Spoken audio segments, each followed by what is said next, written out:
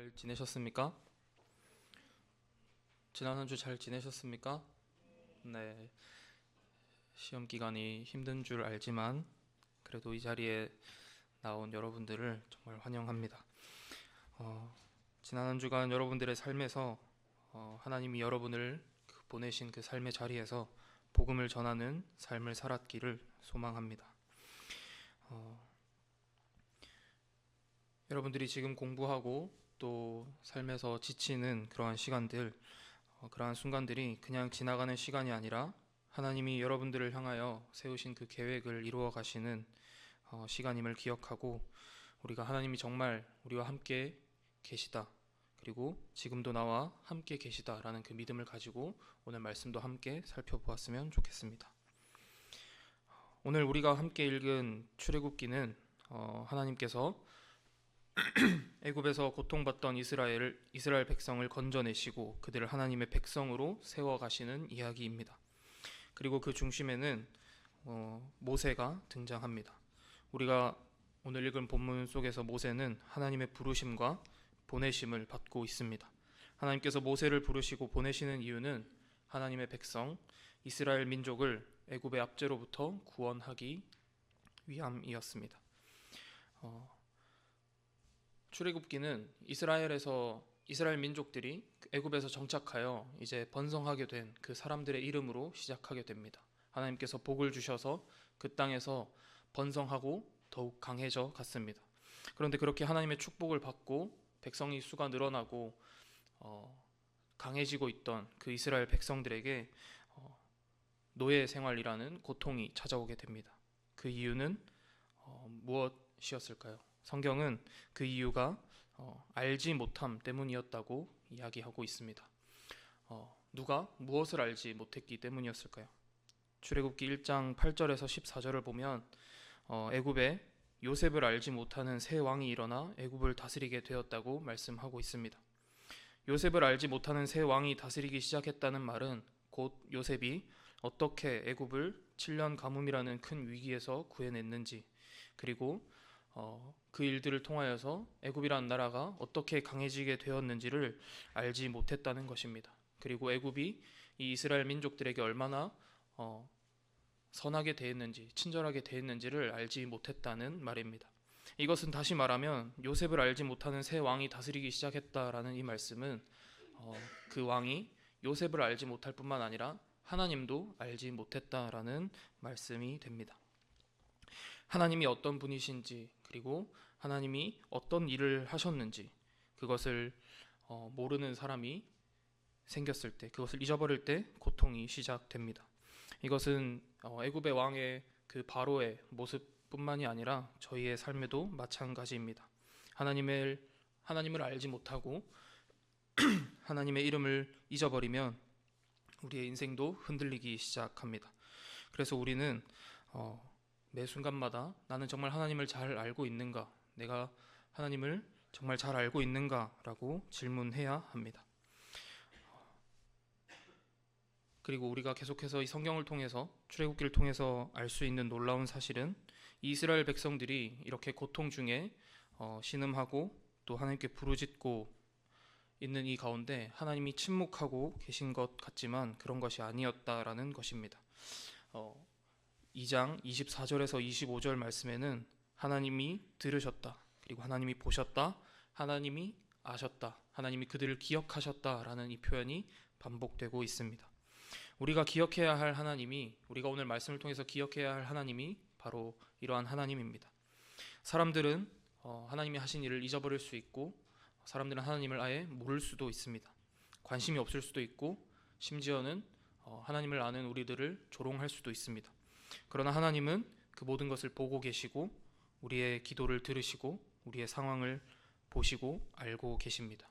그리고 하나님이 우리의 그 상황을 알고 계시는 그 순간 하나님은 일을 하기 시작하십니다. 하나님을 알지 못하는 이 애굽의 새로운 왕은 이스라엘 백성들이 강해지는 것을 두려워하였습니다. 그들이 강해지는 것을 두려워하여서 그들을 이제 억압하기 시작하는데요. 첫 번째로는 그들에게 힘든 노동을 시키는 것이었습니다. 성을 짓게 만들고 벽돌을 만들게 하고 점점 노동의 강도를 늘려서 그들이 힘들어서 더 이상 번성하지 못하도록, 그 땅에서 더 이상 번성하지 못하도록 하는 것이었습니다. 그런데 그렇게 하면 할수록 이스라엘 백성들은 더욱더 수가 많아지고 강해져만 갔습니다. 그래서 바로는 더 강한 방법으로 바꾸게 됩니다. 두 번째 방법은 남자아이들을 죽이라는 것이었습니다. 태어나는 남자아이들을 죽이라는 것이었습니다. 그래서 누구에게 그 명령을 내렸냐면 히브리 사람인 산파들에게 그 명령을 내렸습니다. 산파는 여성들이 출산을 할 때 도와주는 역할을 하는 사람들인데, 아기가 태어나면 남자아이인 것을 확인하고 죽이라는 것이었습니다. 그런데 이 히브리 사람들은 이스라엘 민족과 같은 민족이었습니다.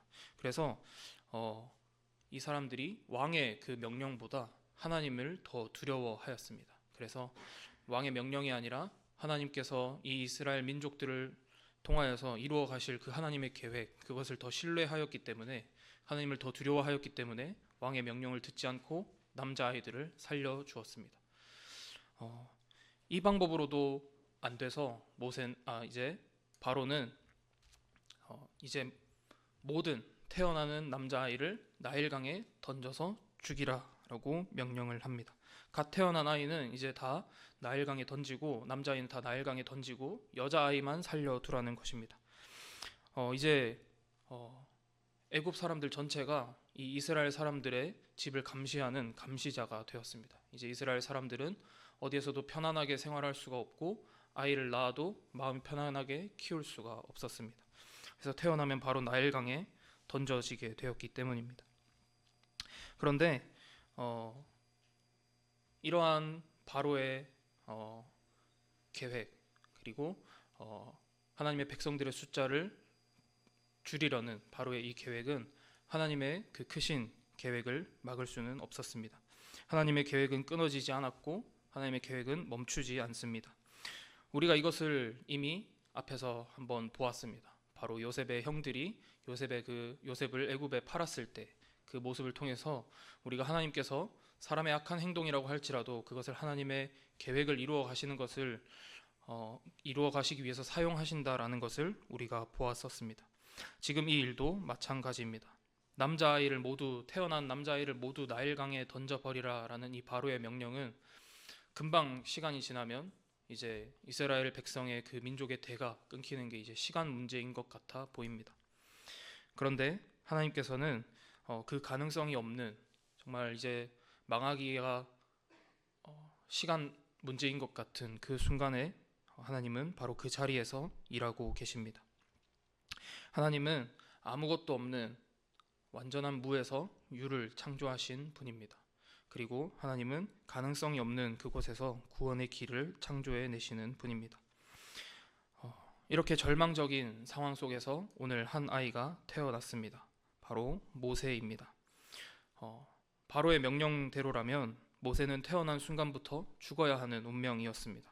살아남을 수 없는 상황이었고 숨길 수도 없는 상황이었습니다. 여러분, 갓난 아기를 숨겨서 몰래 키운다는 것이 가능한 일일까요? 네, 불가능합니다. 왜인가요? 네, 울기 때문에 그렇습니다. 아이는 조금만 불편해도 우는데 그 이유를 우리는 쉽게 알아차릴 수 없습니다. 그래서 그 우는 아기를 숨겨서 키운다라는 것은 불가능한 일입니다. 그런데 이 모세라는 아이를 어머니가 3개월 동안 숨겼다고 말하고 있습니다. 그러다 결국 더 이상 숨길 수가 없어서 그 아이를 갈대 상자에 나무 진을 칠해서 그 나일 강에 띄워놓게 됩니다. 어머니가 이 아이를, 모세를 그 나일 강에 갈대 상자에 담아서 띄워 놓았던 것은 쉽게 그 아이를 포기한 것이 아니라는 것을 알 수 있습니다. 하나님께 이 아이를 맡기는 어머니의 행동임을 우리는 알 수 있습니다. 그리고 하나님께서 거기서부터 일하기 시작하십니다. 5절, 출애굽기 2장 5절과 6절 말씀입니다. 바로의 딸이 목욕하러 나일강으로 내려오고 시녀들은 나일 강가를 거닐 때에 그가 갈대 사이에 상자를 보고 시녀를 보내어 가져다가 열고 그 아기를 보니 아기가 우는지라. 그가 그를 불쌍히 여겨 이르되 이는 히브리 사람의 아기로다. 이 갈대 상자가 바로의 딸에게 발견됩니다. 이 바로가 히브리인 남자아이를 다 죽이라고 명령한 그 바로의 집에서 모세가 자랄 수 있게 된 것입니다. 이것이 여러분 우연일까요? 그렇지 않습니다. 하나님께서 이 모세를 이끌어 가시고 하나님이 일하신 것입니다. 하나님은 죽음의 강이 되어버린 나일강에서 모세를 건져내셨습니다. 그리고 하나님께서는 이 모세를 통하여서 애굽의 그 억압 가운데 있는, 애굽의 압제 가운데 있는 하나님의 백성들을 건져내실 것입니다. 모세의 이름의 뜻은 물에서 건져내었다라는 뜻입니다. 모세는 하나님께 먼저 생명을 건진받은 사람이었습니다. 그리고 이제 그를 통해서 하나님이 백성을 건지시려고 준비하고 계십니다. 그런데 그 준비되는 과정은 모세에게 쉬운 일이 아니었습니다. 모세가 자신의 힘으로 그 일을 해결하려다가 실패한 일이 있었습니다. 사도행전 7장 22절에서 24절 말씀입니다. 모세가 애굽 사람의 모든 지혜를 배워 그의 말과 하는 일들이 능하더라. 나이가 40이 되매 그 형제 이스라엘 자손을 돌볼 생각이 나더니 한 사람이 원통한 일 당함을 보고 보호하여 압제받는 자를 위하여 원수를 갚아 애굽 사람을 쳐 죽이니라. 모세는 왕궁에서 성장하며 그 애굽의 지혜를 배워서 말과 일에 능통한 사람이 되었습니다. 그리고 40살이 되었을 때 이제 자기 백성들이 고통받는 것을 보게 됩니다. 물론 그때 처음 자기 백성들이 고통받는 것을 본 것은 아니었을 것입니다. 그런데 한 사람이 애굽 사람의 손에 맞고 있는 것을 보고 모세가 그것을 그냥 지나치지 못하고 애굽 사람을 쳐서 죽이게 됩니다. 모세에게는 애굽의 왕궁에서 배운 지혜도 있었고, 그리고 입양되긴 했지만 어쨌든 왕자라는 그런 권력이 주는 지위도 있었을 것입니다. 그런데 모세가 가진 그 힘과 그 권력으로 이 일을 해결하려고 했을 때 모세는 살인자가 되었고 도망자가 되었습니다. 하나님의 일보다, 하나님의 뜻보다 모세가 앞서갔기 때문이었습니다. 여러분, 우리는 어떻습니까? 혹시 여러분들은 먼저 내 힘으로 해결하려고 하거나 아니면 내 생각, 내 감정대로 어떤 일을 밀어붙이려 한 적은 없었습니까? 내가 할 수 있다고 믿고 또 내가 맞다라고 이야기한 적은 없었는지 한번 돌아보기를 원합니다. 그것이 정말 하나님께서 이끌어 가시는 일인지 아니면 내가 하나님보다 먼저 가고 있는 것은 아닌지 우리가 돌아보기를 원합니다. 이 일로 모세는 바로의 얼굴을 피하여서, 바로가 죽이려고 하는 것을 피하여서 광야로 도망가게 됩니다. 그리고 그곳에서 또 40년이라는 세월이 흘렀습니다. 왕궁에서 엘리트 교육을 받았었고, 그리고 자기 민족을 위하여서 또 정의감에 불타던 그 사람이 이제 광야에서 양을 치는 목자로서 살아가고 있습니다. 우리가 보면 실패한 것 같고 다시 별 볼 일 없는 인생으로 돌아간 것 같지만 하나님은 그 모세를 잊지 않으셨습니다. 하나님은 모세도 잊지 않으셨고 이스라엘 백성들도 잊지 않으셨습니다. 그래서 성경은 우리가 아까 처음 보았던 것처럼 이스라엘의 고통 소리를 들으시고 또 그들을 기억하시고 그들을 보고 계셨고 그들을 알고 계신다라고 말씀하신 것입니다. 그리고 이제 하나님은 오늘 3장에서 모세를 부르십니다. 모세를 부르시고 이렇게 말씀하십니다. 6절에서 8절 말씀입니다. 말씀을 함께 읽겠습니다. 시작. 나는 내 조상의 하나님이니 아브라함의 하나님, 이삭의 하나님, 야곱의 하나님이라. 여호와께서 이르시되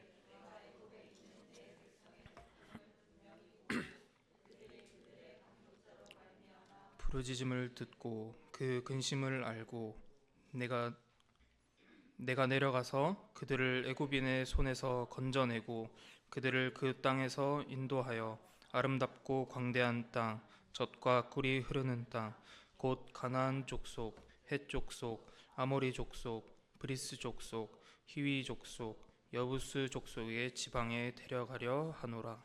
아멘. 이 말씀에서 하나님은 갑자기 모세 앞에 등장한 분이 아닙니다. 그리고 물론 인간의 나라의 왕이 바뀌듯이 요셉을 모르는 새로운 왕이 생긴 것처럼 바뀌는 그러한 분이 아닙니다. 아브라함과 함께 하셨던 하나님, 그리고 이삭과 함께 하시고 야곱과 요셉과 함께 하셨던 하나님이 이제 모세 앞에 나타나셔서 함께 하시겠다라고 말씀하고 있는 것입니다. 내가 너희 백성을 건져내겠다라고 말씀하시는 것입니다. 시대가 바뀌고 상황이 바뀌고 사람이 바뀌어도 하나님은 변하지 않으셨습니다.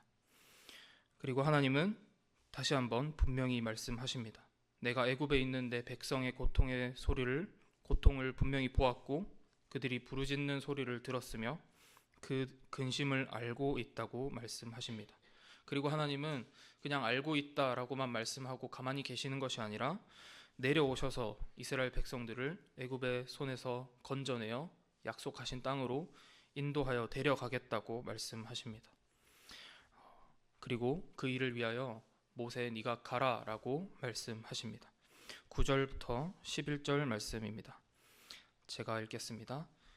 이제 가라. 이스라엘 자손의 부르짖음이 내게 달하고 애굽 사람이 그들을 괴롭히는 학대도 내가 보았으니 이제 내가 너를 바로에게 보내어 너에게 내 백성 이스라엘 자손을 애굽에서 인도하여 내게 하리라. 모세가 하나님께 이르되 내가 누구이기에 바로에게 가며 이스라엘 자손을 애굽에서 인도하여 내리이까. 이제 하나님께서 보내겠다고 말씀하시는데 모세는 어떻게 대답하고 있습니까? 네, 하나님, 제가 가겠습니다. 기다리고 있었습니다. 이렇게 대답을 했습니까? 아닙니다. 모세는 이렇게 이야기합니다. 주님, 제가 누구이기에 바로에게 가겠습니까? 제가 무엇이기에 이스라엘 자손을 애굽에서 인도해 내겠습니까? 이 말에는 모세의 그 실패로부터 받았던 상처가 들어 있습니다. 나는 너의 조상의 하나님이다. 내가 한 일을 너희가 알지 않느냐라고 말씀하시면서 나는 변하지 않는 하나님이다 라고 말씀하시며 다가오는 하나님에게 모세는 그 지난날의 실패에 빠져서 나는 아무것도 할 수 없는 사람입니다 라고 이야기하고 있는 것입니다. 모세는 하나님이 하셨던 일과 또 하나님께서 하실 수 있는 일을 바라본 것이 아니라 자신의 실패를 바라보고 있었습니다.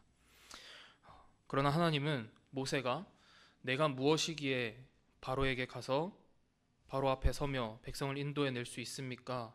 라고 묻는 그 모세의 질문에 모세, 네가 어떤 사람이기 때문에 너에게 어떤 능력이 있기 때문이야 라고 이야기하시는 것이 아니라 하나님께서는 내가 너와 함께 있겠다라고 말씀하십니다. 모세가 어떠한 사람인지가 중요한 것이 아니라 영원히 변하지 않는, 그리고 조상들을 하나님께서 이끌어 오셨던 그 하나님께서 함께 하시겠다라는 것이 더 중요하다라는 말씀입니다. 오늘 이 말씀이 우리에게도 필요한 줄로 믿습니다. 저는 부족합니다. 저는 실패한 적이 있습니다. 저는 자신이 없습니다. 저는 그러한 일을 할 만한 사람이 아닙니다. 라고 말하는 우리에게 하나님은 내가 너와 함께 하겠다라고 말씀하신다는 것입니다. 이렇게 말씀하신 하나님께 모세는 다시 한번 질문합니다. 13절 말씀입니다. 모세가 하나님께 아뢰되 내가 이스라엘 자손에게 가서 이르기를 너희의 조상의 하나님이 나를 너희에게 보내셨다 하면 그들이 내게 묻기를 그의 이름이 무엇이냐 하리니 내가 무엇이라고 그들에게 말하리이까. 이것은 모세가 하나님의 이름을 몰라서 물어보는 것이 아닙니다. 이스라엘 백성들이 이 애굽에 거주한 기간은 출애굽했을 때를 기준으로 보면 400년이라는 시간이 넘습니다. 애굽은 다신교 문화가 있고 또 다양한 마술과 주술을 일삼는 그러한 나라였습니다.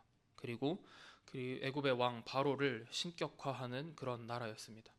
우상이 많았고 그리고 다른 여러 신들이 있어서 사람들을 혼란스럽게 하는 그러한 곳이었습니다. 그래서 백성들이 이렇게 물을 수도 있었던 것입니다. 그 신의 이름이 무엇이냐? 그 많은 신들 중에 정말 우리를 구원해 줄 수 있는 신이 있느냐라고 물어볼 수 있다는 것입니다. 한마디로 왜 우리가 당신을 신뢰해야 합니까? 라고 백성들이 물어보지 않겠냐라고 하는 것입니다. 이에 하나님은 이렇게 말씀하십니다. 우리 14절 말씀을 함께 읽겠습니다. 시작. 하나님이 모세에게 이르시되 나는 스스로 있는 자이니라. 또 이르시되 너는 이스라엘 자손에게 이같이 이르기를 스스로 있는 자가 나를 너희에게 보내셨다 하라. 아멘.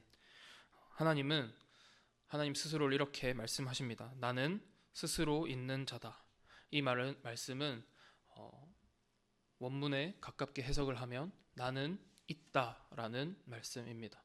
나는 있다. 내가 여기에 있다라는 말씀입니다.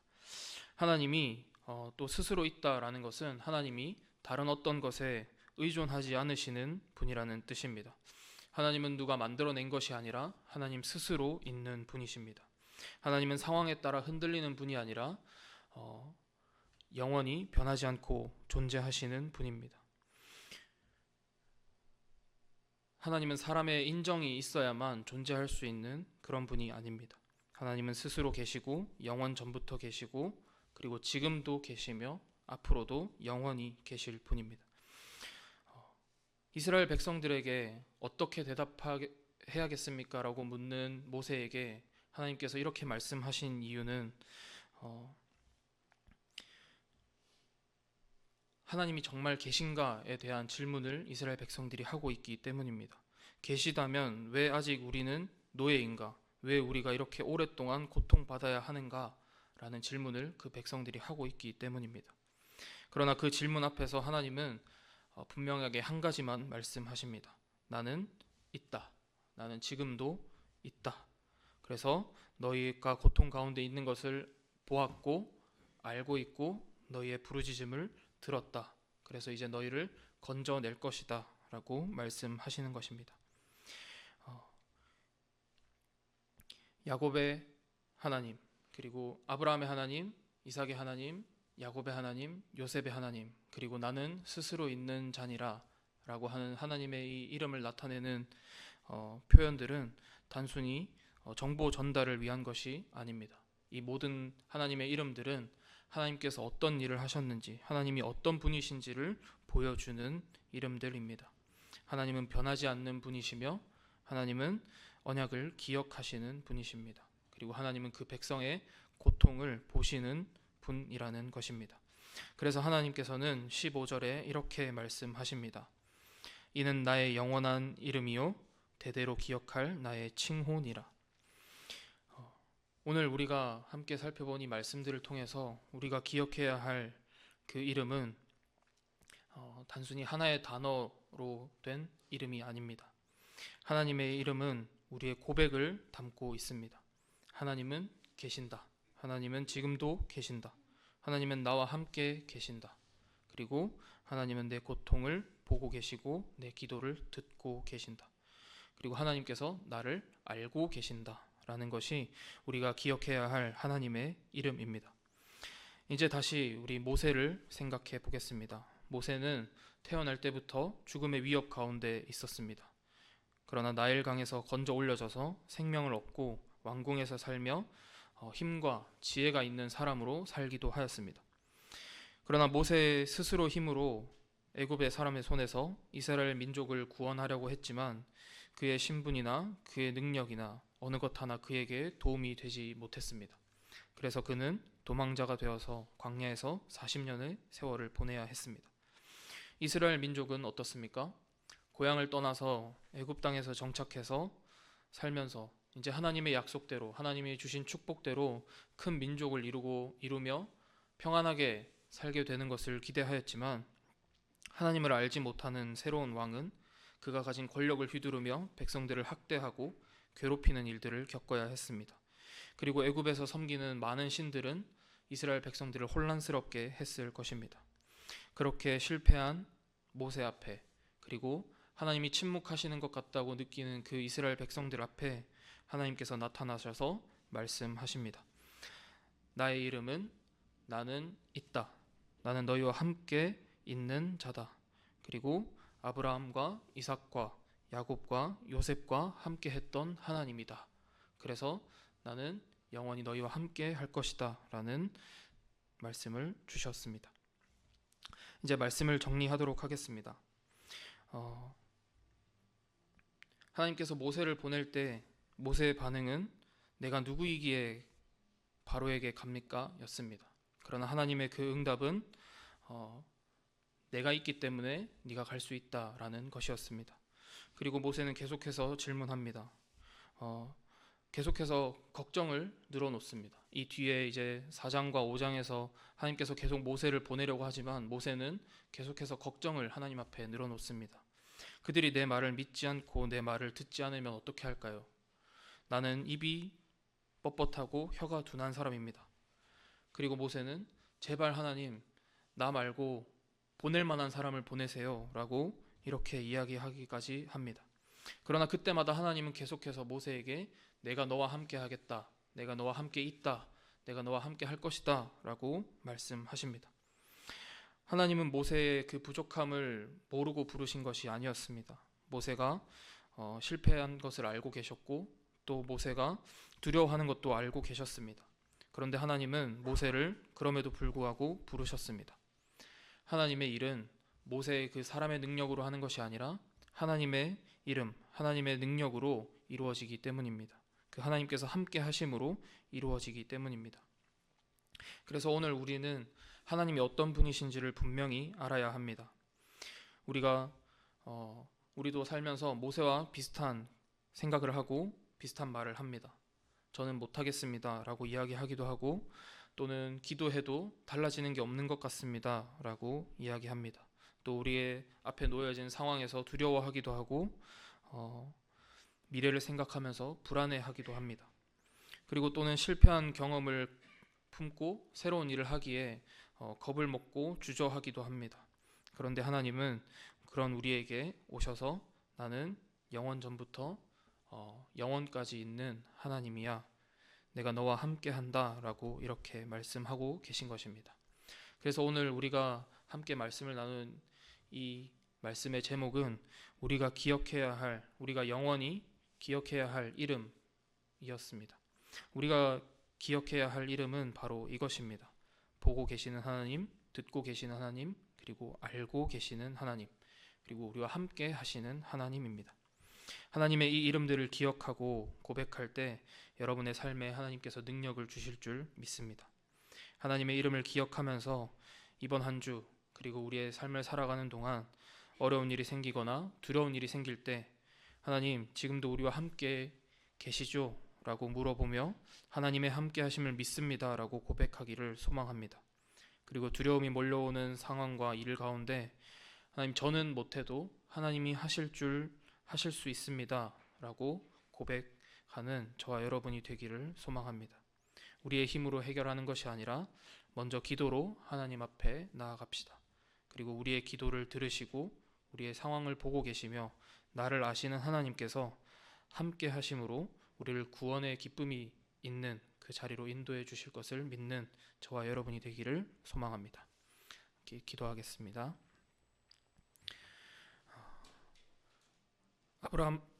아브라함과 함께 하시고 또 이삭과 야곱과 요셉과 함께 하셨던 그 하나님이 변하지 않는 그 하나님이 이제 모세를 통하여서 또 하나님의 백성들을 구원해내는 그 역사를 우리가 함께 살펴보고 있습니다. 하나님 하나님께서 하신 이 일들 그리고 하나님께서 우리에게 알려주신 하나님의 그 이름들 보고 계시는 하나님, 듣고 계신 하나님, 그리고 우리의 상황을 알고 함께 하시는 하나님, 그 이름들을 우리가 영원히 기억하고 또 그 하나님을 고백하며 하나님께서 우리를 통하여서 이루어 가실 그 하나님의 크신 계획을 신뢰하고 또 하나님의 말씀에 순종함으로 나아가는 우리들이 될 수 있도록 인도하여 주시옵소서. 감사드립니다. 예수님의 이름으로 기도드립니다. 아멘.